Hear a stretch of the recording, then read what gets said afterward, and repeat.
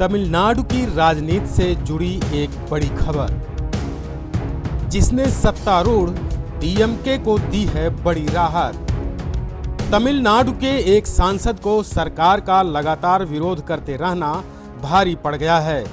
Stalin सरकार के फैसले से जुड़े एक केस की सुनवाई के दौरान सुप्रीम कोर्ट एआईएडीएमके के सांसद पर बिफर पड़ा। टॉप कोर्ट ने उस पर 10 लाख का जुर्माना लगा दिया।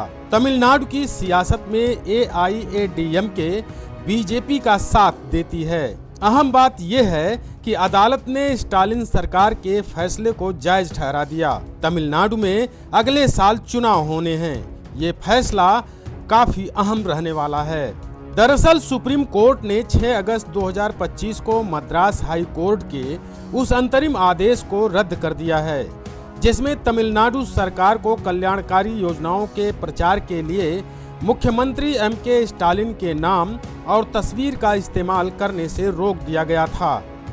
यह फैसला डीएमके के लिए एक बड़ी जीत मानी जा रही है, खासकर तब जब अगले साल राज्य में विधानसभा चुनाव होने हैं। मद्रास हाई कोर्ट ने पिछले हफ्ते एक आदेश में राज्य सरकार को किसी भी मौजूदा या भविष्य की योजना के लिए किसी भी जीवित व्यक्ति के नाम या तस्वीर का इस्तेमाल करने से रोक दिया था। यह आदेश अन्ना द्रमुक सांसद सीवी खणमुगम की याचिका पर आया था, लेकिन सुप्रीम कोर्ट ने केवल हाई कोर्ट के आदेश को ही रद्द नहीं किया, बल्कि याचिकाकर्ता सीवी खणमुगम को भी कड़ी फटकार लगाई। कोर्ट ने उनकी याचिका को एक पार्टी यानी डीएमके को निशाना बनाने वाला बताया और उन पर 10 लाख रुपए का जुर्माना भी लगाया। मुख्य न्यायाधीश बीआर गवई की अध्यक्षता वाली पीठ ने कहा कि राजनीतिक विवादों को निपटाने के लिए अदालतों का इस्तेमाल नहीं किया जाना चाहिए। कोर्ट ने कहा कि योजनाओं का नाम राजनीतिक नेताओं के नाम पर रखना एक देशव्यापी चलन है और तमिलनाडु में भी ऐसे कम से कम 40 उदाहरण हैं। कोर्ट ने आगे कहा कि वह शर्मिंदगी से बचने के लिए उन उदाहरणों का नाम नहीं बताएगी, लेकिन याचिकाकर्ता की केवल एक विशेष पार्टी के खिलाफ शिकायत करने की बेचैनी को समझ नहीं पाती है। यह फैसला तमिलनाडु की राजनीति में दूरगामी प्रभाव डाल सकता है।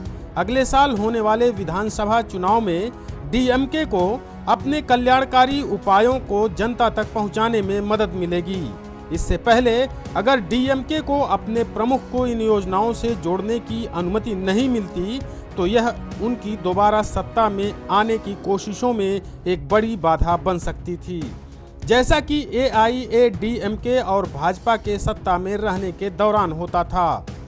सुप्रीम कोर्ट ने इस फैसले से एक बड़ा संदेश दिया है कि राजनीतिक प्रतिद्वंद्विता को निपटाने के लिए अदालती कार्रवाई का दुरुपयोग नहीं किया जाना चाहिए। सांसद खणमुगम को 1 सप्ताह के भीतर यह जुर्माना भरना होगा, जिसका उपयोग राज्य सरकार वंचितों की मदद के लिए करेगी।